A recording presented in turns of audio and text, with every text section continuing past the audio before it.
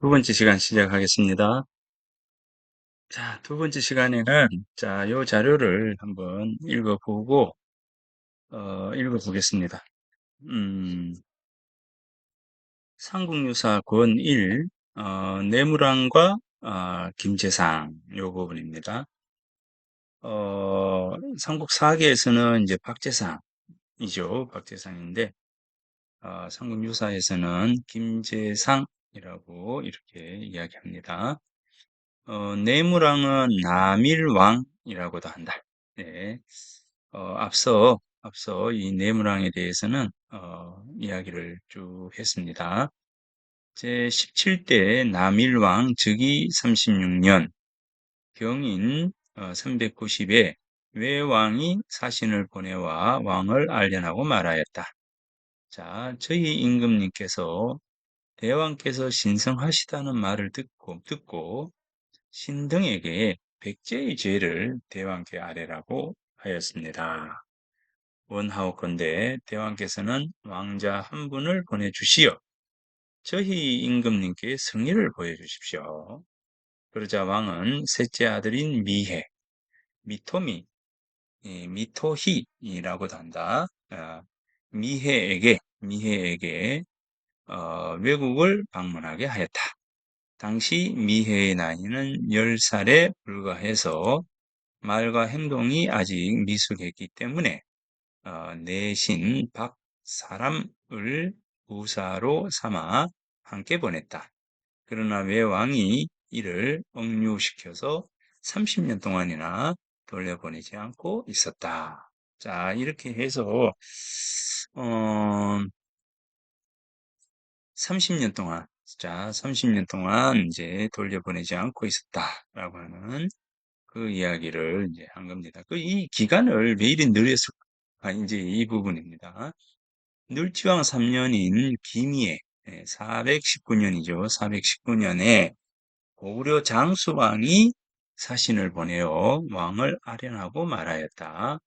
저희 임금님께서 대왕의 동생 보혜께서 지혜와 재주가 뛰어나다는 말을 들으시고 서로 친하게 지내기를 원하셔서 특별히 소신을 보내어 간청하게 하셨습니다.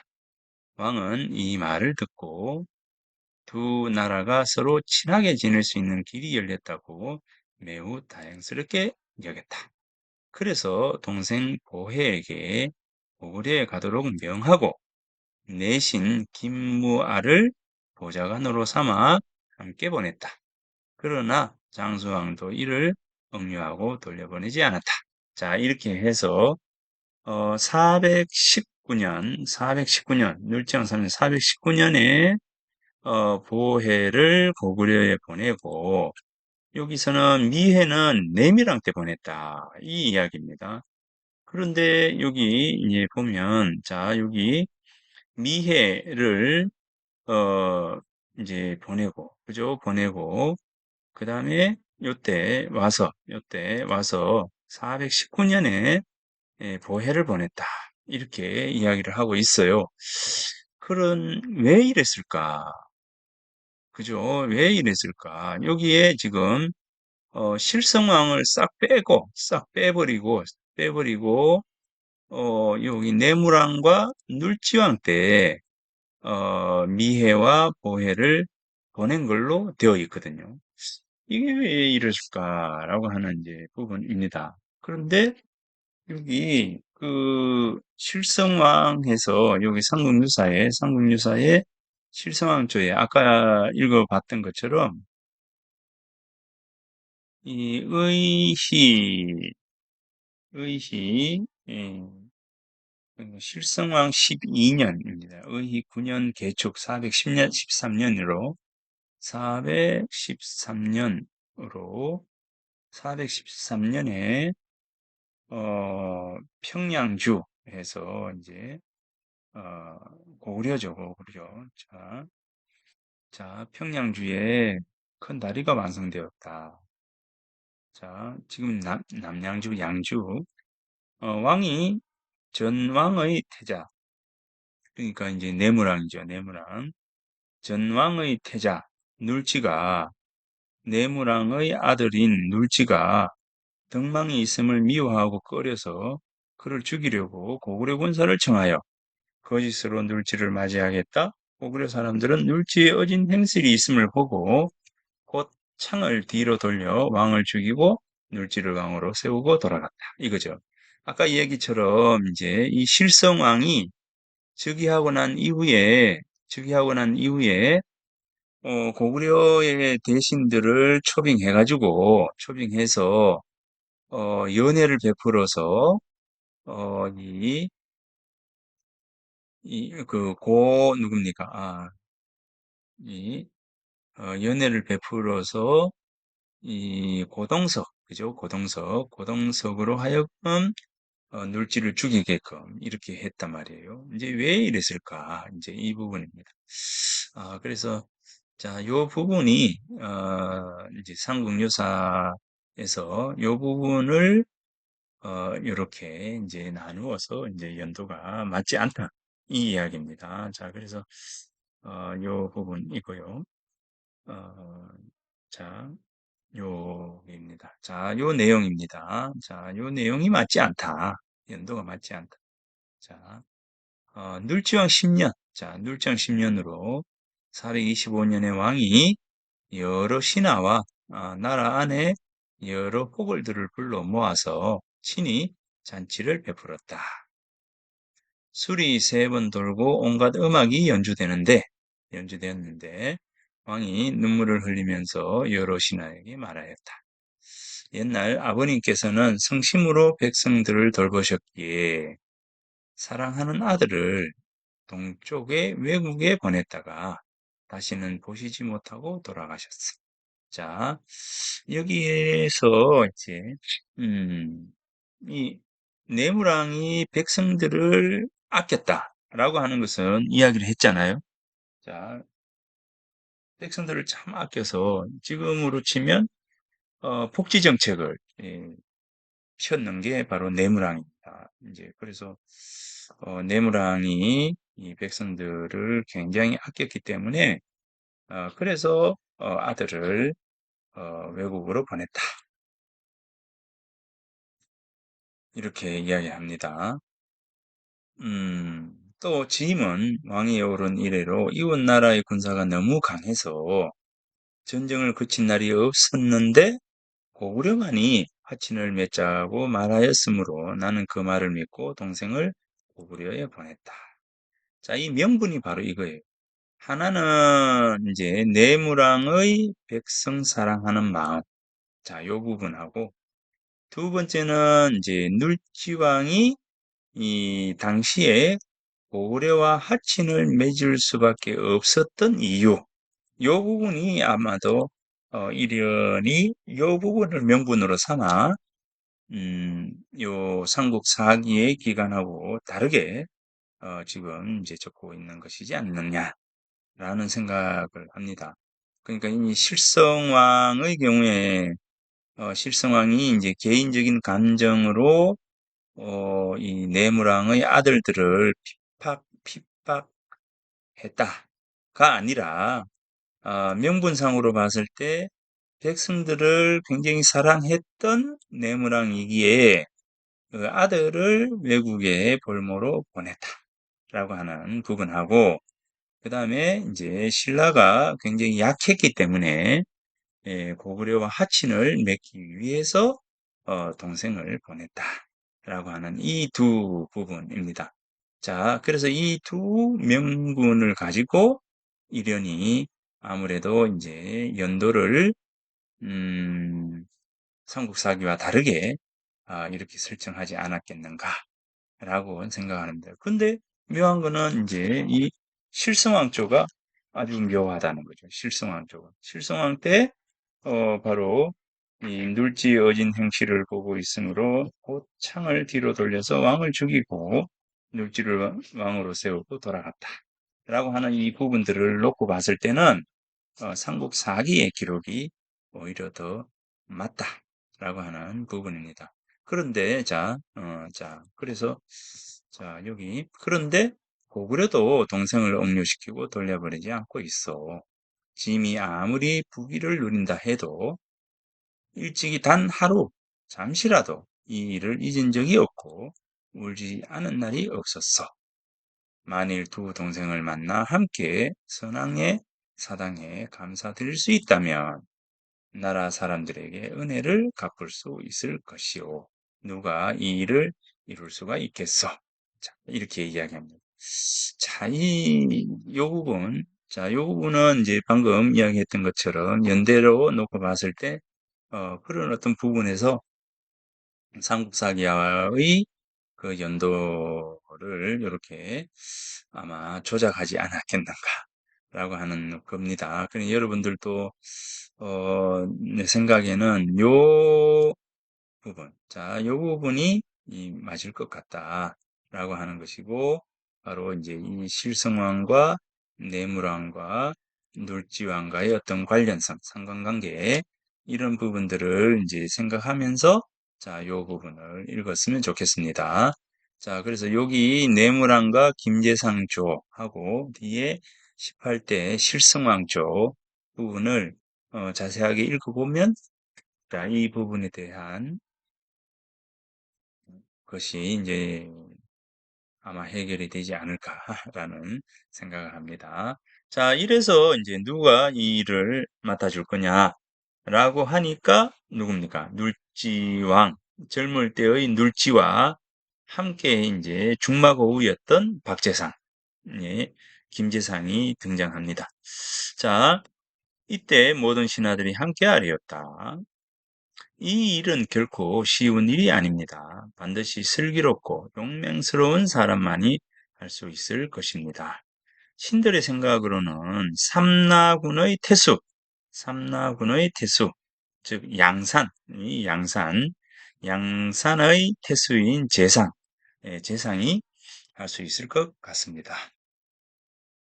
그래서 왕은 재상을 불러 물었는데 재상이 두 번 절을 하고 아뢰었다.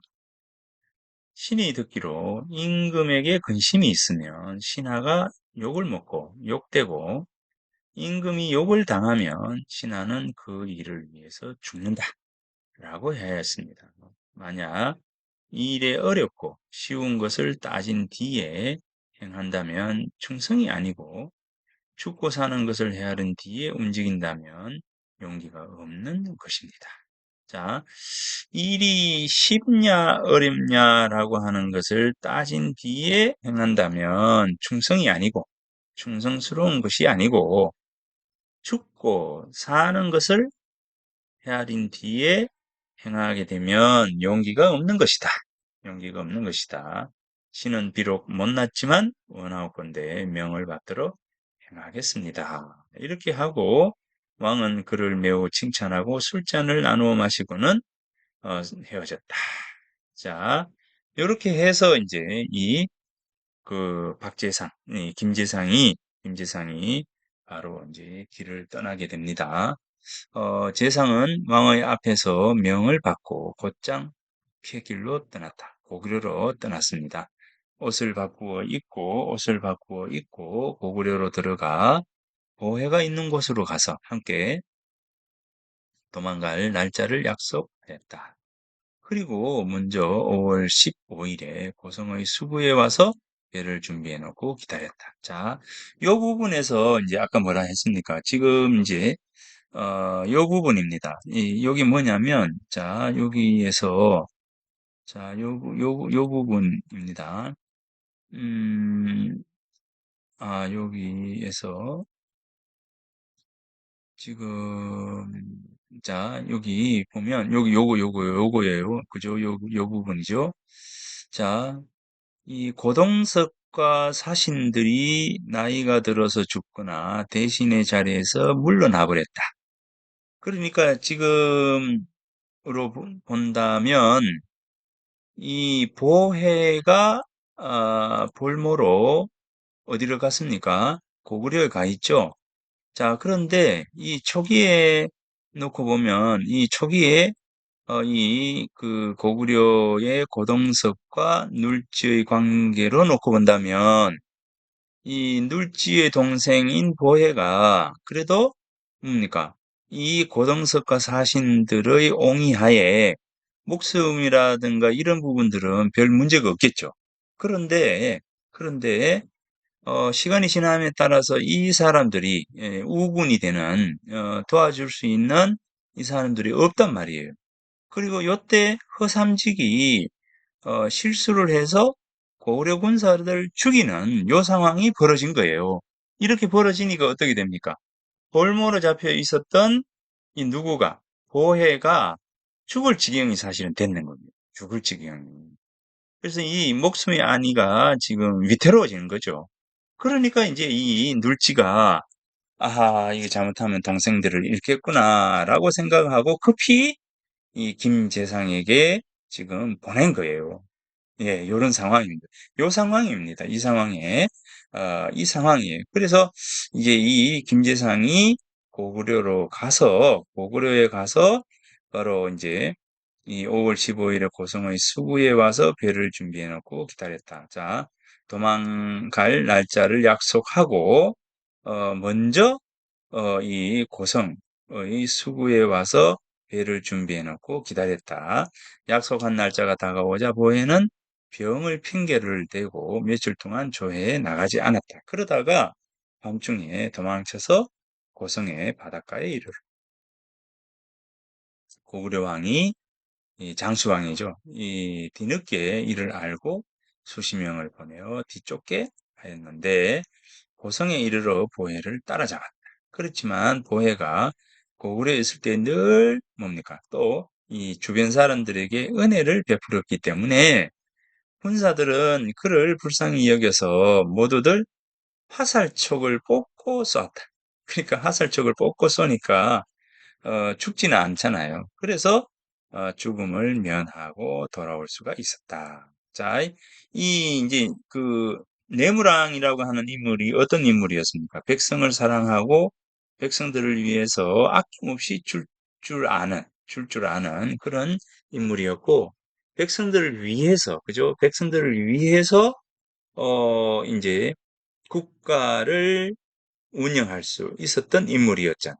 이제 그러니까 그의 아들인 눌지라든가 보혜라든가 미혜라든가 이런 인물들도 아버지의 어떤 덕이라든가 이런 것을 물려받았기 때문에 굉장히 그 아주 좋은 사람이지 않았을까. 그러니 이제 여기에서 은혜를 베풀었기 때문에 군사들이 화살촉을 뽑고 쐈다. 그래서 드디어 죽음을 면하고 돌아올 수가 있었다. 자, 자, 이 부분에서 이제 결국은, 자, 이런 이야기들을 놓고 봤을 때도 이제 우리가 생각할 수 있는 게 그겁니다. 전에 한번 그, 그, 저기 뭡니까, 생사학이라고 하는 어떤 수업에서 아마 여러분들이 내석을 들었으면, 아마 예, 이 내용을 들을 수 있었을 텐데, 그 까라마조프의 가의 형제들이라고 하는 거기에서 보면, 뭡니까? 양파 한 뿌리라고 하는 이제 그 이야기를 아마, 아, 들었을지도 모르겠어요. 들었을지도 모르겠는데, 양파 한 뿌리라고 하는 그게 있는데, 그 구절이 있는데, 양파 한 뿌리. 자, 여기, 음, 양파 한 뿌리. 여기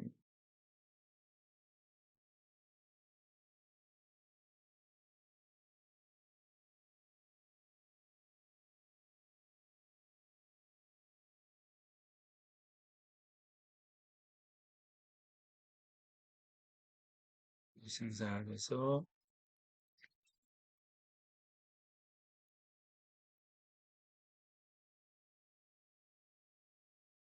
도스토옙스키. 음,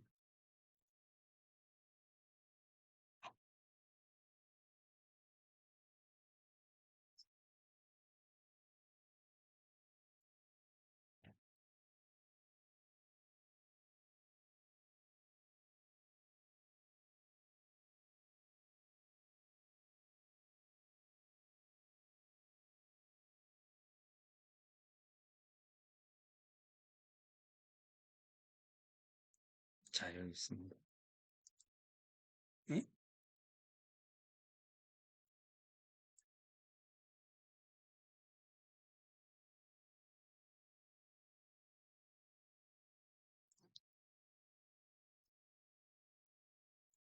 자, 요 이야기예요. 도스토옙스키.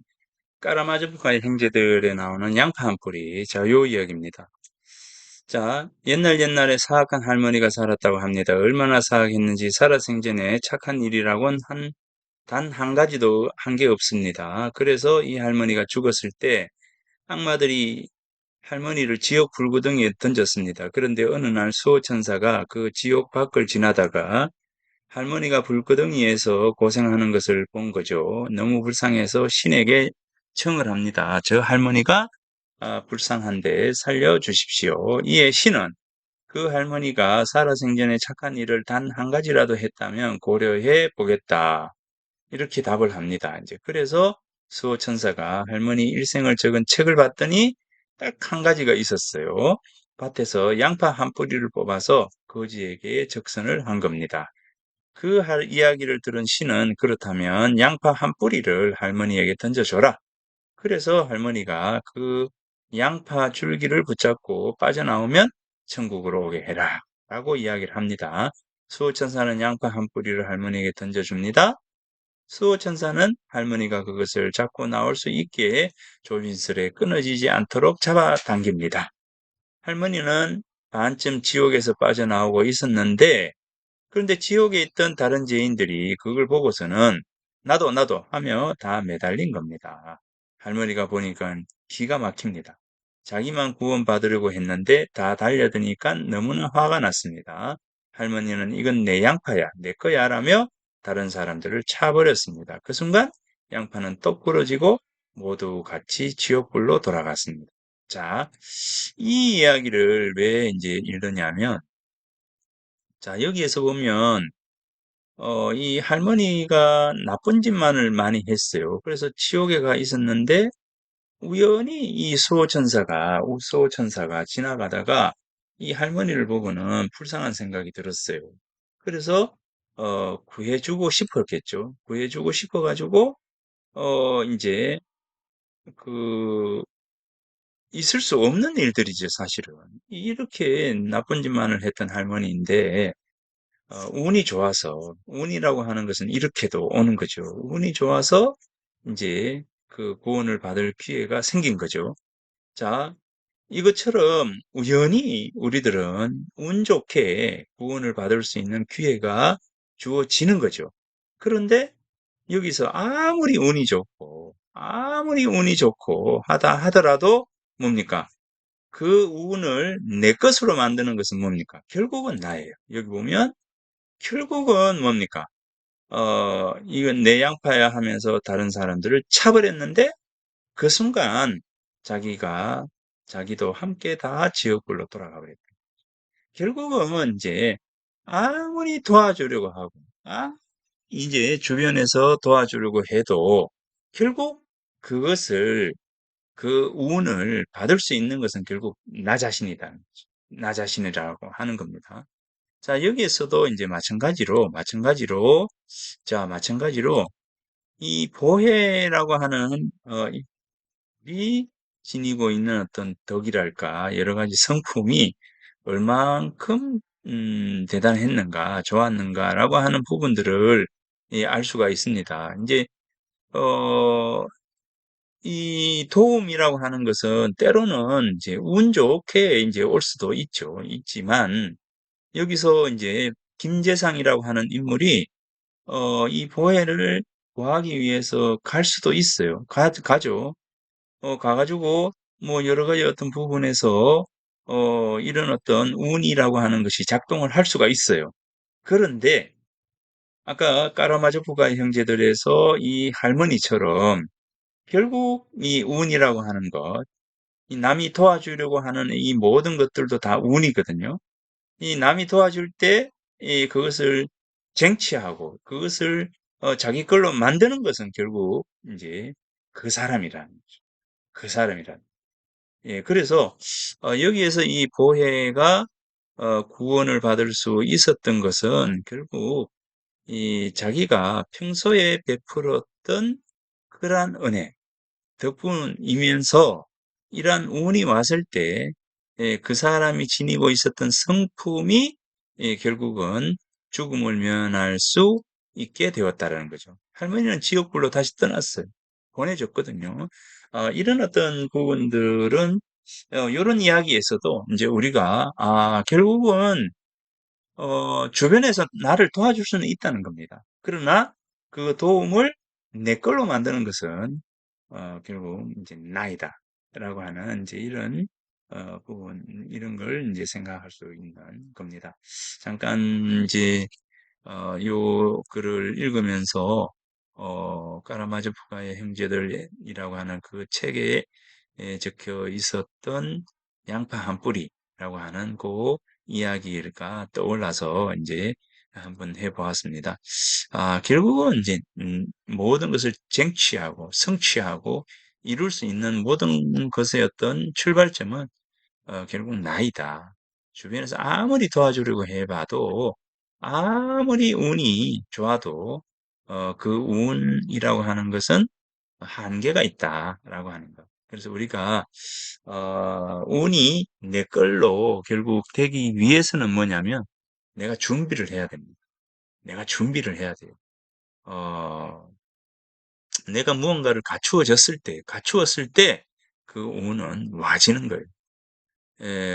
그런데 이제 운이 와졌다 하더라도 그 운을 정말 내 것으로 오롯이 다 성취할 수 있으려면은 어떻게 해요? 결국 내 능력이 있어야 되는 거죠. 내가 뭔가를 가지고 있어야 되는 겁니다. 자, 그 부분들을 이제 생각을 하면서 우리가 이제 여러 가지를 해야 되지 않을까라고 하는 점입니다. 자, 이 보혜는 결국 스스로가 이 어려움을 극복할 수 있는 가장 기본적인 것을 갖추었다. 이렇게 보면 될 것 같습니다. 자, 눌지왕은 보혜를 보자 더욱더 미혜가 보고 싶었다. 그래서 이제 한편으로는 기뻐하면서도 또 한편으로는 슬퍼하면서 눈물을 흘리며 주변의 신하들에게 말해요. 마치 몸 하나에 팔 하나만 있고 얼굴 하나에 눈 하나만 있는 것 같구나. 비록 하나를 얻었지만 하나는 잃었으니 어떻게 마음이 아프지 않겠어. 자, 이 신라는 지금 백제와의 적대 관계에 놓여 있고요.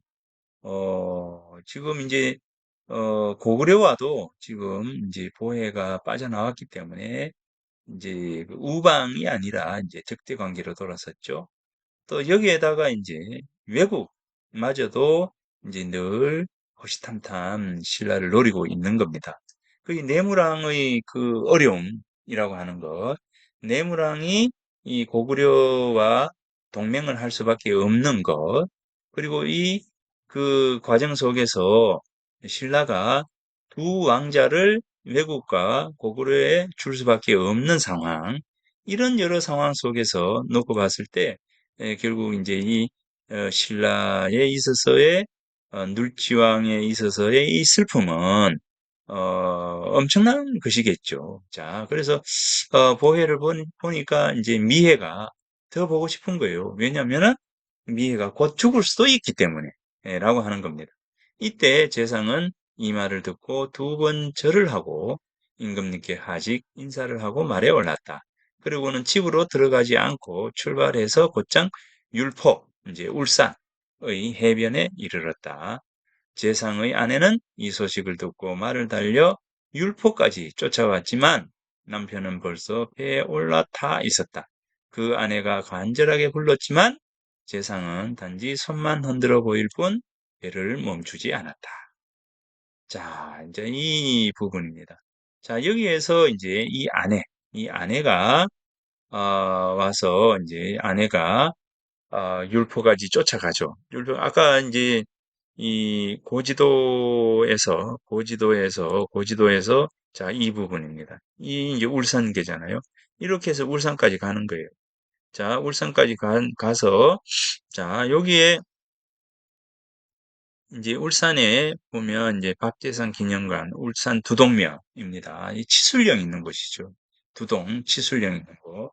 자, 여기 가면 이제 이 박재상, 이 김재상의 영정이고, 여기 이제 추모비가 이렇게 이제 있습니다. 어, 그리고 추모비가 있고, 여기입니다. 이 장사 벌지지. 자, 여기에, 요 뒤에 여기가 이제 망덕사. 자, 여러분들 다 알죠? 사천왕사지 앞에 있는 망덕사. 망덕사 앞에, 장사 벌지지. 자, 장사 벌지지. 이렇게 해서 표지석이 있습니다. 표지석이 있어요. 요 표지석이 있는 벌지지라고 하는 이 표지석에서, 이 박재상의 아내가, 남편을 보지 못해서 여기서, 요절을 하는 이제 그런 부분, 이제 자리입니다. 이 벌지지, 긴 모래, 이 남천이죠. 벌지지입니다. 그래서 여기에서 이제 이 김재상의 아내가 이제 사지를 벌벌벌 떨면서 오열하는 이제 이런 곳이 바로 여기였다는 겁니다. 바로 뒤에 여기가 이제 망덕사예요. 망덕사고 망덕사 뒤에가 이제 사천왕사지가 되죠. 요 망덕사지, 요 부분이 망덕사지, 자, 이 부분이 사천왕사지 이렇게 됩니다. 자, 그리고 요거예요. 요렇게 가면 망덕사. 이쪽이 예, 도로해가 넘어가면 사천왕사가 됩니다. 자, 그래서 여기고요. 이제 아까 율포 있죠? 율포가 있는 곳에 치술령 정상에 이제 이 망부석이 있고, 이 치술령의 치술신모가 되었어요. 이 박재상의 아내가 치술령의 신모가 되고, 신모사지 이렇게 해서 신모사터 이렇게 됩니다. 이렇게 해서 김재상의 아내의 그 흔적이 바로 치술령 정상에 있는 망부석과 치술령 신모라고 하는 이제 이 사지가 이제 남아 있습니다. 아, 이제 이 치술령 봉우리 정상에 큰 바위가 있다. 자, 큰 바위가 있다. 이 바위가 재상의 부인이 외국을 바라보고 통곡하던 곳이며, 자, 여기에서, 이 재상의 아내가, 외국을 보고 통곡한 곳이며, 뒤에 망부석으로 불려. 그래서 망부석, 남편을 그리워하는, 돌로, 이제 이 망부석 부근에 은을암이라고 하는 절이 있었고, 그 뒤의 바위에 깊은 동굴이 있었는데 재상의 처는 비통하게 죽었지만 그의 영혼이 새가 되어서 이 동굴에 숨었다. 그 뒤에 동굴로부터 매일 한 사람분의 쌀이 흘러나왔다. 이런 이제 설화가 전해는 거죠. 이제 그래서 이 치술신모는 곡식과 관련된 곡식 신무이고 치술령은 뭡니까? 영험스러운 장소다라고 하는 요런 어떤 신앙의 이야기가 신앙적인 모습이 바로 이쪽에 이제서 전해지게 됩니다. 자, 그래서 요 김재상의 아내에 대한 얘기가 바로 여기 이제 나옵니다. 자, 여기서부터 이제 박재상의 이야기인데, 이 부분은 이제 아마 여러분들이 잘 알 겁니다. 자, 박재상은 외국에 이르러 이렇게 거짓말을 하였다. 게리미 왕이 아무런 죄도 없는 제 아버지와 형을 죽였기 때문에 도망쳐서 이곳에 온 것입니다. 외왕은 이 말을 믿고 재상에게 집을 주어 편안히 살 수 있도록 하였다. 그러니까 이제 눌지왕이 자신의 아버지와 형을 죽였다. 이렇게 해서 죽였기 때문에 내가 어쩔 수 없이 도망을 올 수밖에 없었다. 그래서 외왕이 이 말을 믿고 김재상에게 집을 주어서 편안히 살 수 있도록 하였다. 재상은 늘 미해를 모시고 해변에 나가 논일다가 물고기나 새를 잡으면 매번 외왕에게 바쳤다. 외왕은 매우 기뻐하여 조금도 이들을 의심하지 않았다. 마침 새벽 안개가 자욱하게 끼자 재상이 미해에게 말하였다. 떠날 수 있겠습니다. 그렇다면 함께 갑시다. 신이 만일 함께 간다면 외나라 사람들이 이를 알아채고 쫓아올까 걱정됩니다. 원하옵건대 신은 여기 남아서 추격을 막겠습니다. 지금 나는 그대를 부형처럼, 그 아버지처럼 생각하는데 어떻게 그대를 버리고 혼자 갈 수 있단 말이오. 그러자 재상이 말하였다. 신은 공의 목숨을 구하여 대왕의 마음을 위로할 수 있다면 그것으로 만족합니다. 어찌 살기를 바라겠습니까? 그러고는 술을 따라 미에게 드렸다. 당시 계림 사람, 계림의 신라 사람인 강구려가 외국에 있었는데 그에게 미해를 따라가게 하여 미해를 이제 보필하게 이제 한 거죠. 그 머나먼 이제 바닷길, 바다를 건너오려면 누군가 있어야 하잖아요. 이제 그래서 강구려를 미해를 따라가게 보냈다. 그리고 재상은 미해 방에 들어갔다. 이튿날 아침이 되자 사람들이 방에 들어가 보려고 하였지만 재상이 나와 이를 말리며 말하였다. 어제 사냥을 하느라 말을 타고 달렸는데 병이 심하게 나서 아직까지 못 일어나셨습니다. 해가 질 무렵이 되어서야 주변 사람들이 이를 이상하게 여기고 다시 물어봤다. 그러자 재상이 대답하였다. 미해공이 떠난 지가 이미 오래되었다. 그죠? 주변 사람들이 외왕에게 달려가 이를 보고하였다. 왕이 기병을 시켜 쫓게 하였지만 따라잡을 수가 없었다. 자, 이렇게 해서 이제 그 미해가 외국을 벗어나게 된 겁니다. 그러자 재상을 가두어 놓고 신문하여 물었다. 너는 어찌해서 너희 나라 왕자를 몰래 보냈느냐? 재상이 대답하였다. 나는 계림의 신하이지 외국의 신하가 아니다. 이제 우리 임금의 뜻을 이루려고 했을 뿐인데 내 어찌 그대에게 말을 하겠는가? 지금 너는 이미 나의 신하이다. 근데도 계림의 신하라고 한다면 반드시 온갖 행보를 가하겠지만 만약 외국의 신하라고 말한다면 큰 상을 주겠다. 차라리 계림의 개돼지가 될지언정 외국의 신하는 되지 않겠다. 차라리 계림의 매질을 당할지언정 외국의 배설을 받지는 않겠다.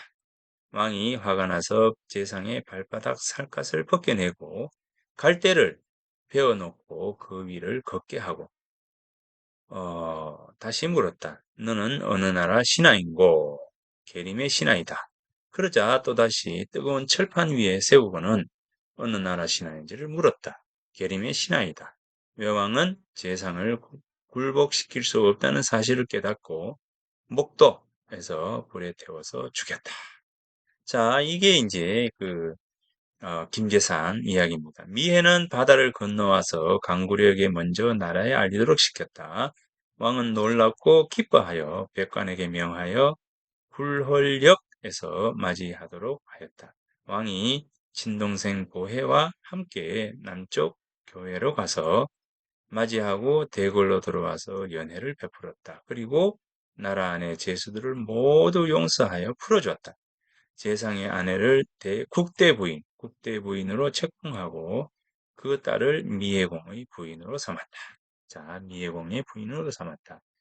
식견 있는 사람들은 이렇게 말하였다. 옛날 한 나라의 신하 주가, 이 한 유방의 이제 신하죠. 주가가 형량에서 초나라 병사들에게 포로가 되었다. 황후는 주가에게 너가 내 신하가 된다면 말로 후에 봉해주겠다 하였지만 주가는 욕을 하면서 굴복하지 않다가 조항에게 살해되었다.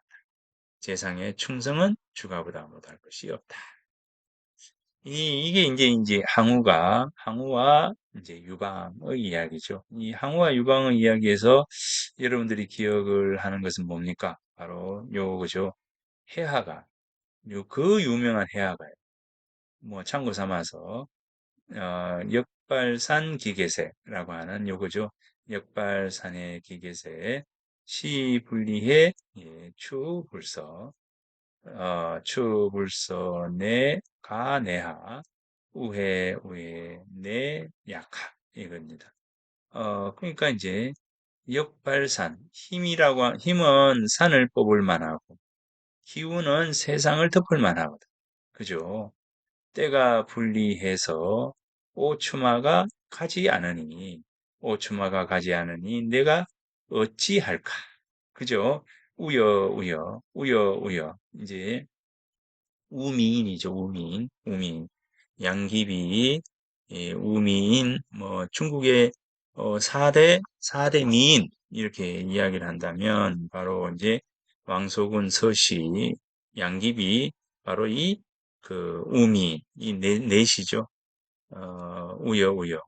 우여, 그대를 어찌 할 건가. 이게 이제 대화가예요. 그래서 이제 이게 바로 이제 요 이야기입니다. 자, 그러니 이제 이 주가보다도 더 충성스러운 신하가 누구냐면 바로 이제 김재상이다. 이렇게 이야기를 하는 겁니다. 되는 거예요. 자, 애초에 재상이 외국으로 떠날 때 부인이 이 소식을 듣고 쫓아왔으나 따라잡지 못하자 망덕사의 문 남쪽 모래사장 위에 이르러서는 드러누워 길게 울부짖었다. 그래서 모래를 길게 울부짖었다. 이제 길장자 모래사자. 그 모래를 길게 드러누워 울부짖었기 때문에 장사라고 한다. 친척 두 사람이 부축해서 돌아가려고 하였는데 부인이 다리를 뻗고 앉아 일어서지 않았다. 이제 졸도를 한 거예요. 졸도. 예, 그래서 그것을 벌지지라고 한다. 오랜 시간이 지났지만 부인은 남편을 사모하는 마음을 참을 수가 없어서 세 딸을 데리고 치술령 위에 올라가서 외국을 바라보고 통곡하다 죽었는데 곧 치술 신모가 되었다. 지금도 사당이 남아있다. 이렇게 해서 삼국유사 어, 이제 그 내무랑 김제상조에 적혀 있는 내용입니다. 그래서 이제 이 네이무란과 김재상의 이야기를 놓고 여러분들이 이제 이 당시에 그 신라의 그 신라사회의 모습을 한번 생각을 해보고 이제 고구려 백제 신라라고 하는 이 삼국의 이제 그 속에서 외국까지 해서 네 개의 나라죠. 가야까지 한다면 다섯 개의 나라예요. 이 다섯 개의 나라 가운데 이 신라의 위치가 어떠했는가라고 하는 어떤 부분들을 이제 보면서 그 속에서 이 내무랑의 치세와 그 다음에 이제 실성왕이라고 하는 인물과 눌지 왕이라고 하는 인물에 대한 부분들을 함께 이제 생각을 하면서 이 김제상을 바라보면 좋겠습니다. 그러니까 이 외국과 고구려와 백제라고 하는 이 관계 속에서 신라가 어쩔 수 없이 이 줄타기를 할 수밖에 없는 그런 어떤 상황 속에 놓여 있었다. 그죠? 그래서 이제 볼모를 보낼 수밖에 없는 그런 어떤 상황이었다라고 하는 거. 그 가운데에 내무랑이 지니고 있었던 아주 그 내면적인 부분들요. 이제 백성들을 사랑하고 아끼는 그런 군왕으로서의 어떤 모습하고, 나라 밖으로는 이제 동맹을 통해서 신라의 어려움을 극복하고자 했다라고 하는 부분들하고요. 이런 것들을 이제 생각하면서 요 삼국유사 권일기에서 내무랑과 김제상조를 바라보면 좋겠습니다. 자, 그러면 오늘 수업은 이렇게 마치도록 하겠습니다.